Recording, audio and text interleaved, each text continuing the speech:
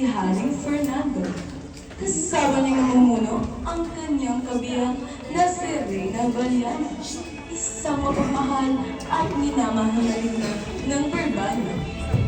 Sila ay may tatlong matilikas na anak. Si Don Pedro na panganay ay may galit kay Don Juan. Si Don Diego naman ay malumanay, habang si Don Juan naman ay may pusong ginituan. Isang gabi nang mahimbing natutulog si Don Fernando, napanigipan niyang kanyang bunsong anak na si Don Juan na napatay at binugbog. Don Juan! Anak ko! Bakit ka sumunod? Sino na naging sa'yo? Ama! Ako ko'y nagbansa! Hindi! Hindi ito pabayaan! Anak ko!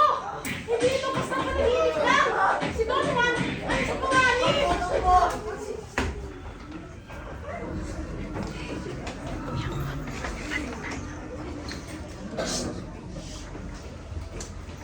Ano ang sinapit ng aking mahal na hari? Ikinalulungkot kung sabihin.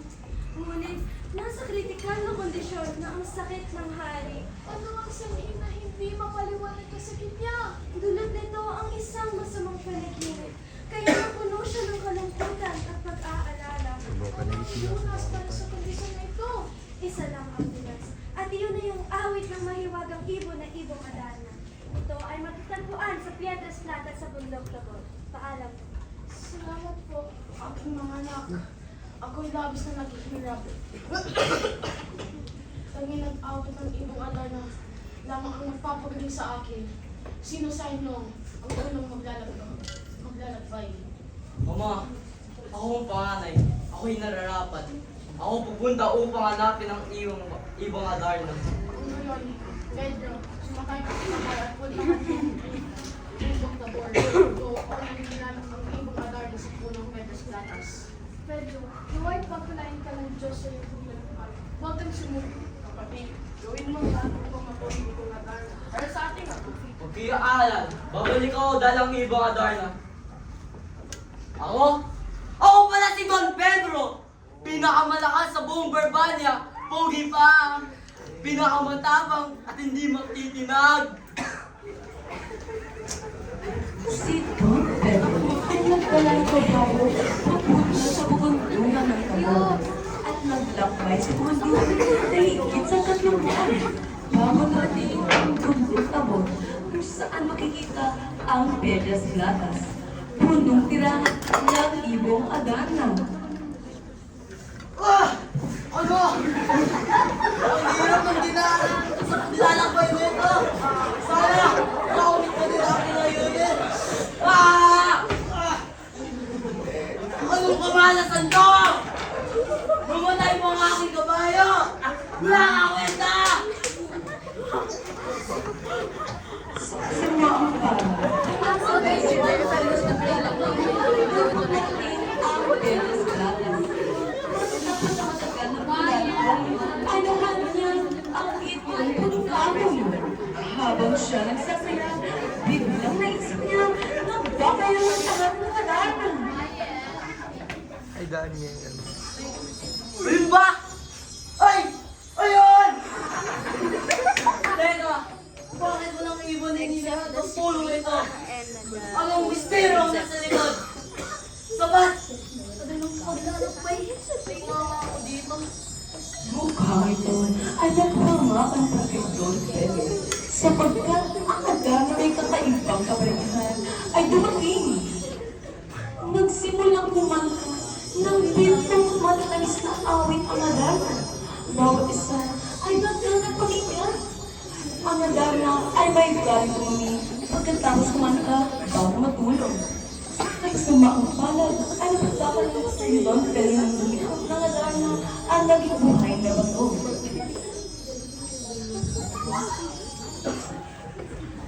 Ilang buwan ang lumipas at wala pa rin si Don Pedro. Kaya si Don Diego ang nitasang hanapin ang Ibong Adana.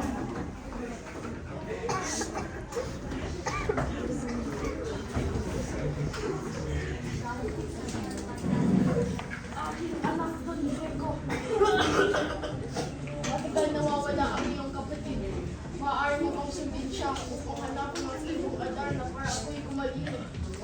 mahal na ama, sa aking pagdating ay maasahan ko na dala ko ang ibang Adarna at ang aking kapatid na si Don Pedro.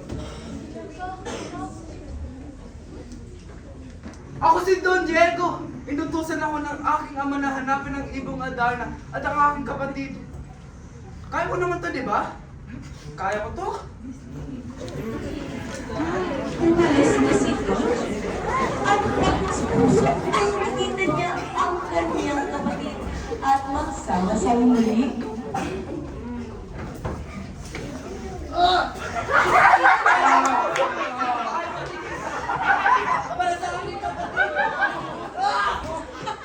Ano?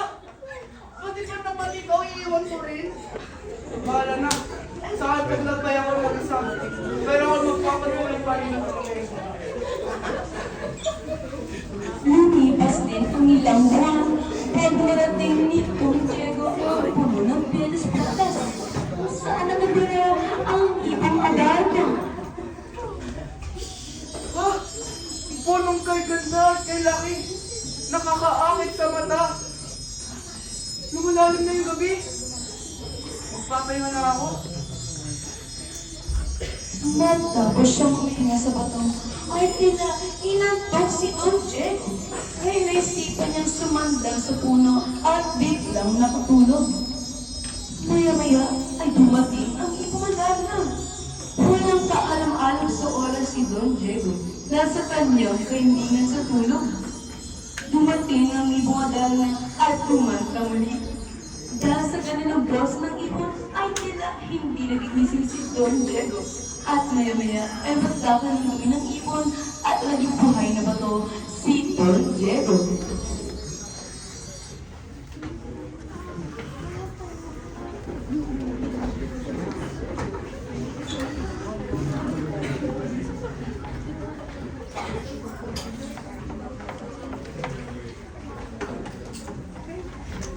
Mahal, masamang kalooban ko sa nangyari kina Don Pedro at Don Diego. Ano ang magagawa natin? Juan, ikaw lamang ang pag-asa sa pagkakaroon at paghanap ng ibang Adarna. Ama, gagawin ko ang lahat para gumaling na kayo. Paalam ko sa inyo. Ano ka ba? Anak? Natatakot ako.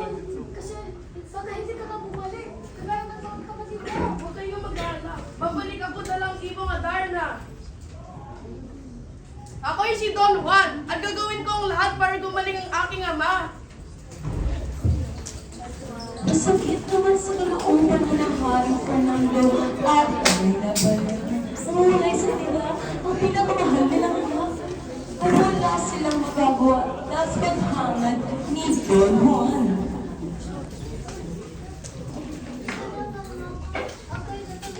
Ito po, isang tinapay na bawang para sa aking paglalakbay. Paano ko po makukuha iwagang ibong Adarna? Pagdating mo sa Piedras Blancas, ikay pumunta sa isang maliit na tubo at pumunta ka. At mga tanong mo isa sa Maraming salamat po. Lumipas ang ilang oras bago napamatahan ang Piedras Blancas. Dito, sumama sa pagbigan. May isang matagal na ito sa mga sabi sa akin na ako'y pumunta dito para masagot ang aking tanong. Ano ko po makukuha ang naiwagang ibong Adarna? Yung Opo, Ermitanyo, sabihin niyo lamang at gagawin ko. Ganito yung gagawin mo. Kapag umawit ang ibong Adarna, itong awit sa bago mo ibakit sa ulo, itali mo iyong katawan sa sama. Kung magiging ka mahuli sa ito. Kaya at nung nagiging tayo sa pagkawan, hindi ka madaig na kung nakakabasang muli. Pagkatapos, umawit at tumingin, saka mula mo siya mahuli. Maraming salamat, mahal na Ermitanyo. Dahil sa inyo, magkakaroon ako ng pag-asa na gumaling ang aking ama. Ang iyong kabutihan at pagkala ang siyang nagbibigay sa iyong buhay. Naway, ingatan ka ng magpapal. At sa tulong ng ermita, naghanda si Don Juan upang huliin ang ibang Adarna. Lala ang karunungan at mabuting puso. Siya'y umakyat sa bundok ang naghihintay sa Piedras Blancas. Handa sa pinapamatinig ang pagsuko ng kanyang paglalakbay. Narito na ako sa ilalim ng Piedras Blancas. Ang sabi ng ermitanyo, kailangan magbili ako ng 17 awit ng ibong Adarna. Sa bawat awit, siya'y dumudumi at dapat kong abangan doon. O Gardana, bigyan mo ako ng lakas at yaga upang magtagumpay. Dumating ang ibong Adana, kumikisla ang mapapa at umubok sa sanga ng Piedras Blancas. At habang nakubok sa sanga ng Piedras Blancas, nagsisimulang umawag ang ibong Adana. Panawalag ang buwan at dahan-dahang bumaba ang liwanag sa paligid. Aray! Ngunit kailangan kong tiisin! Di ako dapat atukin! Dumumi ang ibong mabilis umiwas si Don Juan upang hindi matamaan. Isa! Ilan pa kaya? Huwag akong bibitiw! Muling umawit ang ibong Adana. Muli kalawa hanggang kapitaw. Sa bawat awit, si Don Juan ay tinitiis ang sakit ng daya upang manatiling gising. Sa gitong awit, nakamuna ang ibong Adana. Salamat Panginoon! Ang ibang Adarna ay natulog na! Tagumpay! Nahuli ko ng ibang Adarna! Sa wakas, madadala ko na ito sa hayag. Gagaling na siya! Dahil ang binuhat ni Don Juan ang ibong Adana at bumalik siya sa ermitanyo.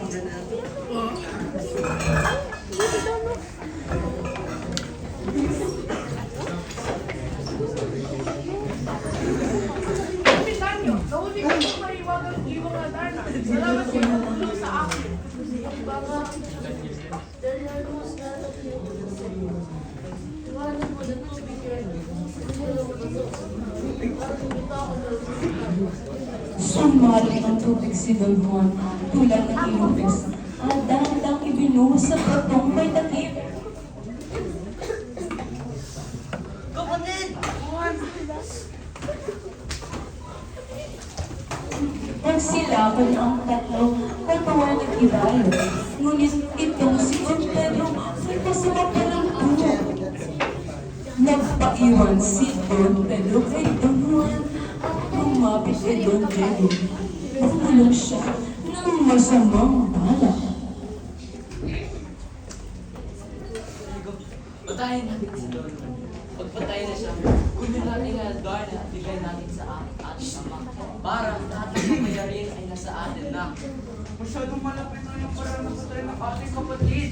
Pero, bubugin na lang natin siya, iwanan natin.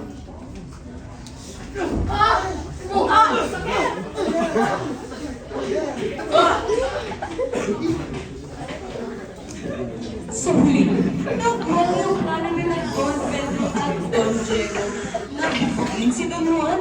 Ano kaya ang nangyayari kay Don Juan?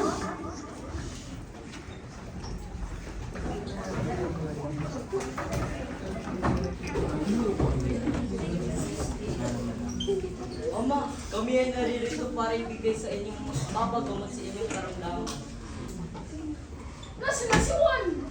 Ama, hindi po namin alam. Pero nahanap na po namin ang ibon na nagpapagaling sa inyo. Ito bang magpapagaling sa akin? Kung ito nga, napakapangit pala niya! Dahil sa hindi ka ayat ang tsura ng ibon at hindi kumakanta, ay medyo nagpa ang kondisyon ng hari.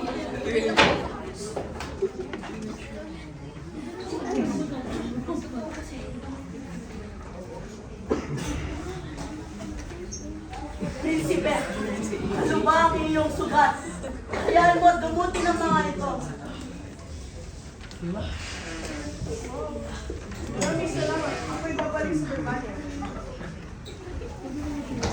Ilang araw ang nakalipas, guminhawa ang pakiramdam ni Don Juan at hanap bumalik sa Britanya.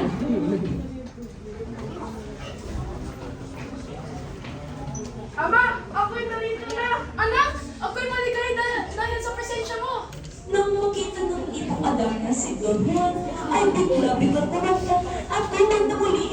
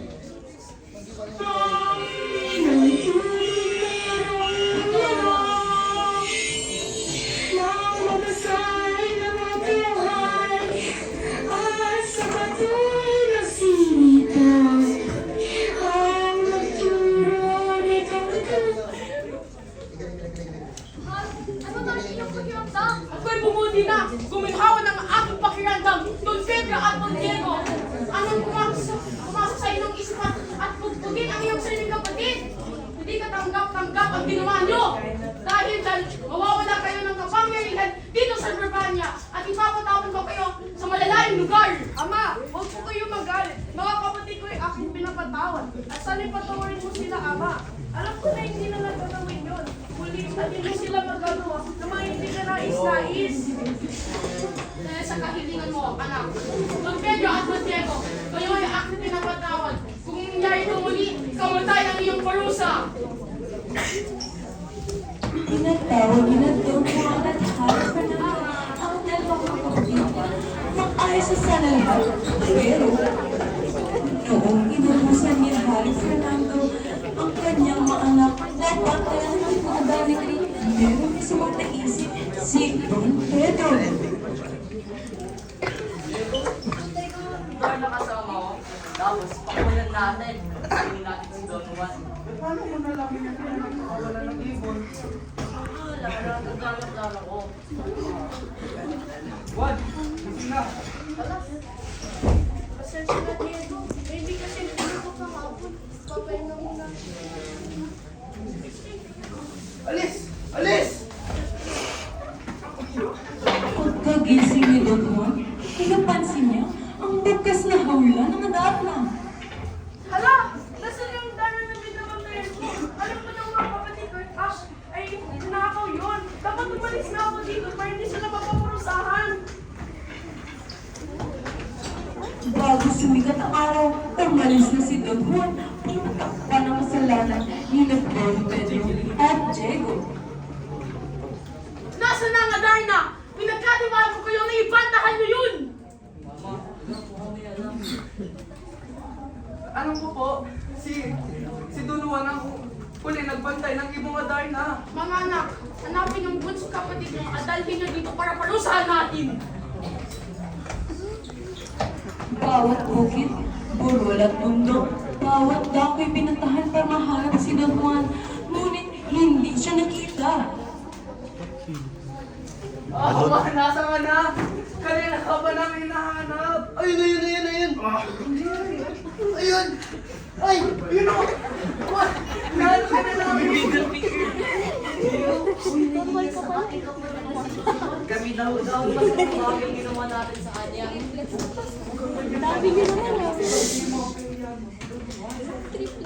Ganyan kayo, di na tayo tumira sa Armenia.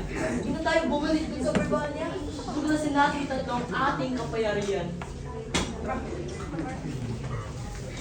Masaya silang nabuhay sa kanila. Nakita siya niya tumakas sa malalim na balon.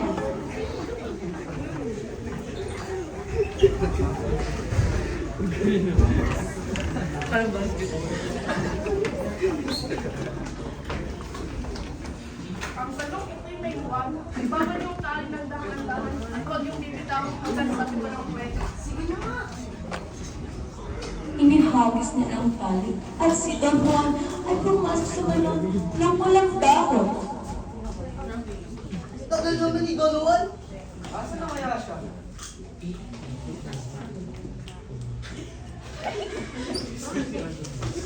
Nang narating ni Don Juan ang balon, siya'y lumangha sa ganda ng palasyong gawa sa ginto at tila. At lalo sa magandang babae na nakita niya.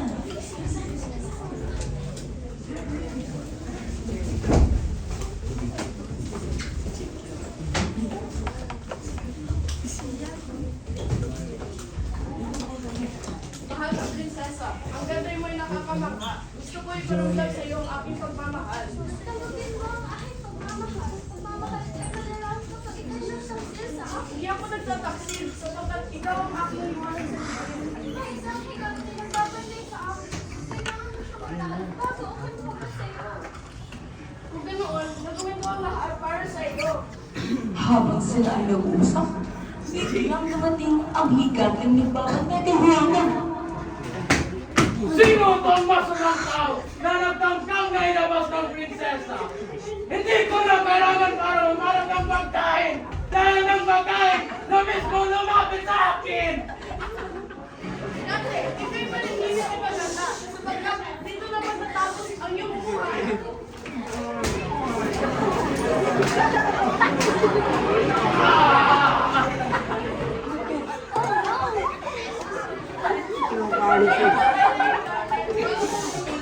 Nagkilitian na sila.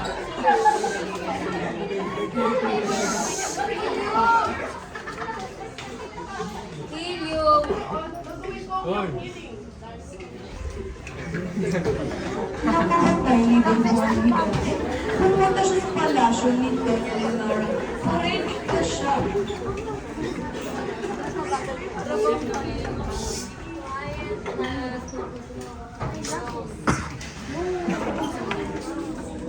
Ano ka? At bakit ka nandito? Hindi mo ba alam na kamatayan lang ang iyong aabutin? Ako'y si Don Juan at ililigtas kita mula sa serpente na babantay sa iyo. Nagbibiro ka ba? Walang taong magaling ang lalaban sa serpente na nagbabantay sa akin. Hindi ako natatakot. Alam ko na tamang ginagawa ko. Alam ko na ako'y sa iyo, di kayo akin. Serpiente, ikay lumabas at ako'y harapin.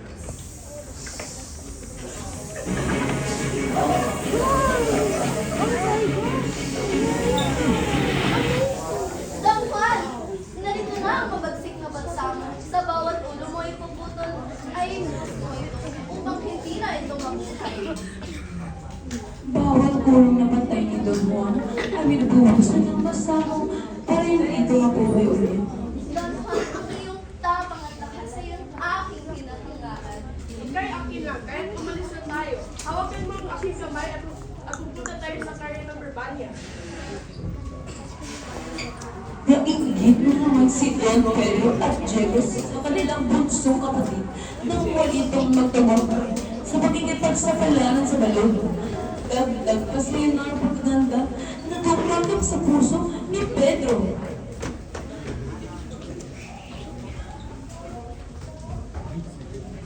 Paalis na sana silang lahat upang bumalik sa Berbania, pero Hala! Ang aking singsing! Don Juan, nakalimutan ko ang aking singsing sa ilalim ng balon! Paano na? Huwag kang mag-aalala, sapagkat aking kukunin ang iyong susing. dahil sa selos, ayaw na ayaw ni Don Pedro ang bunso niyang kapatid na nagawa niya. Ah! Ah! Biglang hinimatay si Doña Leonora, pero nagpatuloy pa rin si Don Pedro at Diego sa krian ng Berbania kasama ang mga kapatid na prinsesa. Mga anak! Matagal ko na kayong hinihintay. Natagpuan niyo na ba si Juan? Ama, walang burol, bundok na namin pinuntahan. Sinayasat namin buong sa ilog, ngunit hindi pa namin nakita ang ating minamahal na si Don Juan. Nasaan ba ang ating minamahal na Juan? Hindi ito maaari! Pero ama, may niligtas kaming dalawang babae mula sa kapahamakan sa balon. Si Leonor ang aking mahal, ay kay Juan at Diego. Mahal kong hari, hiling kong ipag-iwan yung kasal ng 7 taon sapagkat ito ang aking panata na namuhay ng mag-isa dahil namatay ang aking mga magulang. Ang iyong kahilingan, Leonora, ay aking tatanggapin. Ikaw naman, Juana, maghintay ka ng ika-9 na araw, ikaw kasal kay Diego. Nang itinura ng mga kawal ang kanilang kwarto, ay biglang kumatok si Don Pedro sa kwarto ni Nora.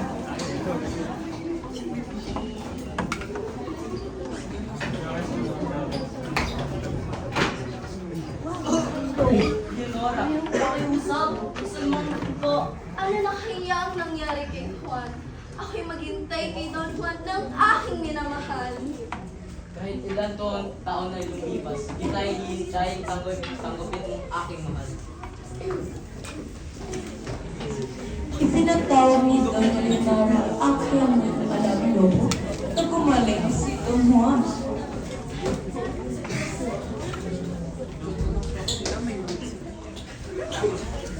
Aking lolo. Don Juan. Sandiyan ka na. Sabihin mo sa kanya na nandito ako mag-isa. Maghintay para sa kanya. Ang lobo si Don Juan. At nalibang ang lakas niya.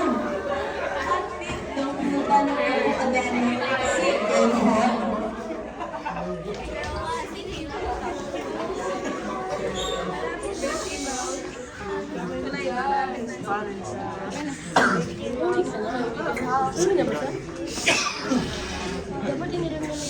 Salamat sa iyo, Bayo. Quiet.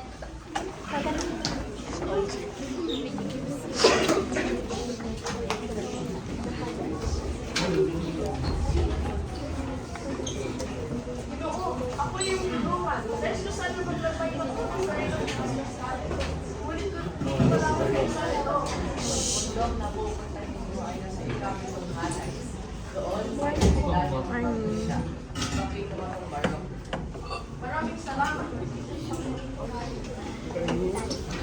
Nahanap ni Don Juan ang ermitanyo, ngunit hindi niya inaasahan kung may aksyon ng ermitanyo. Oo, meron akong bibigay na para sa iyo.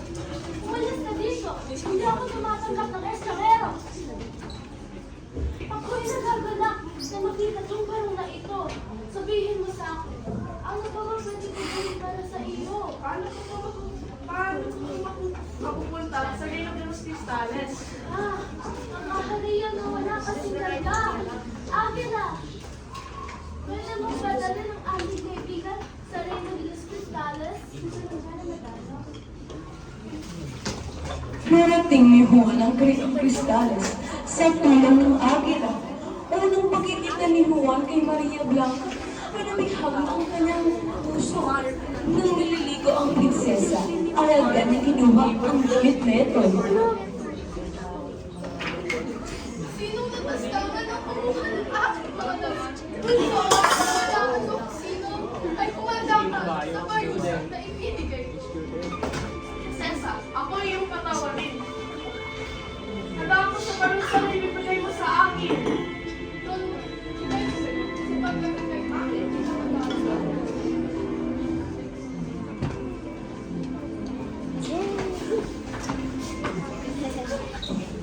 Pagkatapos ng kanilang usapan, ay pinasya ni Doña Maria si Juan sa kanilang krian.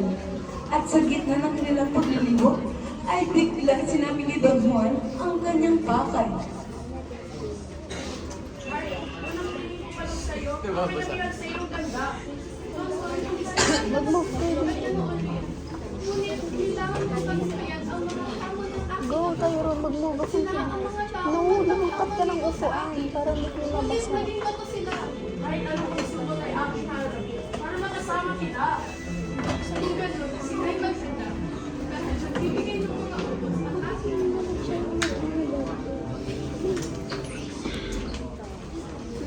At pinatawag ni Harsalemo si Don Juan para sa unang utos na kanyang ipapataw.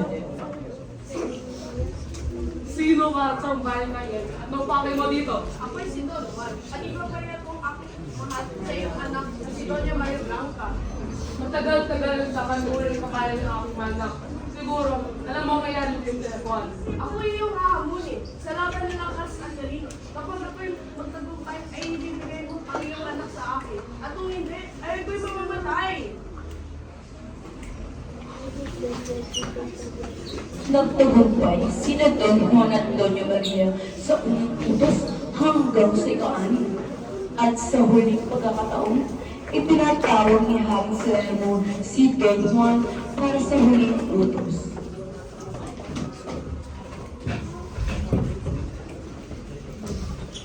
Don Juan, ang kanyang talino at katapangan pinakita sa akin. Kaya ngayon, ibibigay ko ang tuloy naman. Katas ng pilit dyan, pipiliin mo yung pakabasalan. Ang pipiliin ko ay sino na gitna. Don Juan, umalis na tayo. May masamang balak ang aking ama na ipapakasunod ka sa hindi ako sa Inglaterra. Sige.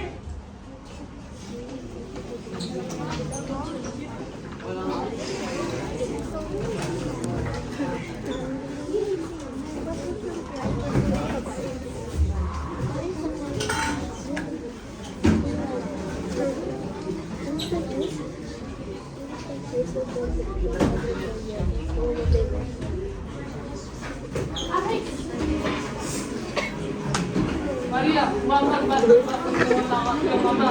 Ako ay nagpalagi sa'yo. Mga kagbayaan mo na kami. Pinagtagumpayan na ni Don Juan ang iyong pag-utos. Kayong dalawa hindi makataguyod. Kapag nalikuhan pa ng tayo kailangan. Si Maria, makalimutan at sa ibang pangasal.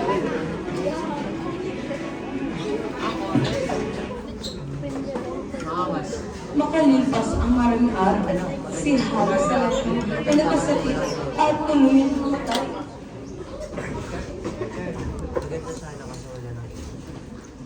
Matapos ang matagal na huli, pansamantalang itinigil ni Don Juan sa isang nayon si Doña Maria. Maria, Barbania. Pero may bigay ng alam na tayo magpapakasal. Sige, tandaan mo na nandito ako para sa iyo. Palagi. Sige. Sa kasamaang bayan ay nakalimutan ni Don Juan si Doña Maria na sumunod ni Jaime Salerno.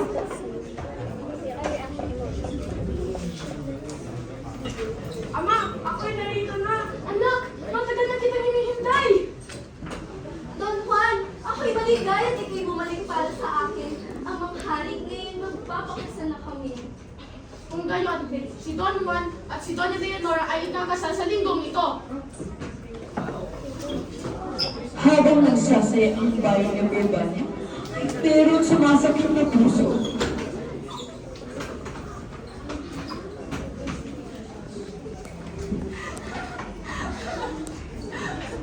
Don Juan, bakit mo ako iniwan? Ang dami kong ginawa para sa iyo. Para sa atin. Ngunit, pinangako mong babalik ka.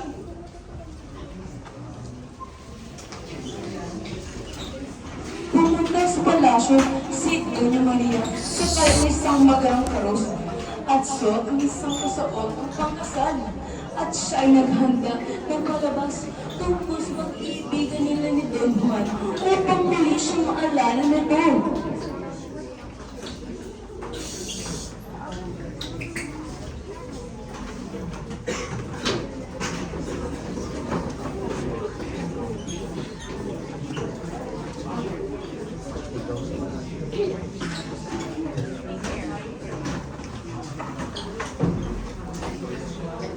Maligayang pagdating. Anong galak namin at ngayon nasa rito? Ako'y nandito upang maghandog ng munting kalabas. Or sinikakasal ng kasunaan.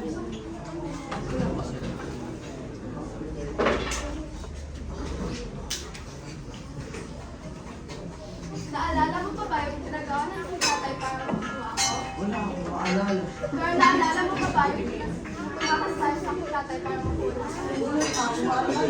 Talaga? Wala ka nang maalala? Sa bawat parang lumibita, sa kasama na tumibito, si Don Juan nasasaktan. Ngunit kahit anong sakit, ay wala pa rin siyang maalala. Nang makita ang paggalit ni Doña Maria, ay biglang nagbalik sa alaala ni Don Juan ang kanyang sumpa kay Doña Maria. Maria, ikaw nga mahal ko. Hindi! Hindi ito maaari. Don Juan, sinabi mo sa akin na akin ka lang at aking iyong minahal. Pasensya na, pero si Doña Maria ito rin ang sinisinta. Ako ang nauna! Ako ang iyong minahal! Sinasabi mo ba, niloloko mo lang ako mula pa noon? 7 taon ako naginay para sa iyo, Don Juan. At parang wala nang iwan sa iyo. Oo, ikaw ang nauna. Ngunit minahal niya ako ng tunay. Ibibigyan niya ang kanyang buhay upang mabuhay ang ako. Si Nora ang una ay siya ang dapat may pagkasal. Ako at ang Arsobispo ay nakasundo. Si Don Pedro ay kay Doña Leonora at si Don Juan ay ikakasal kay Doña Maria Blanca. Tinang na nilang Juan Doña Maria ang hapon.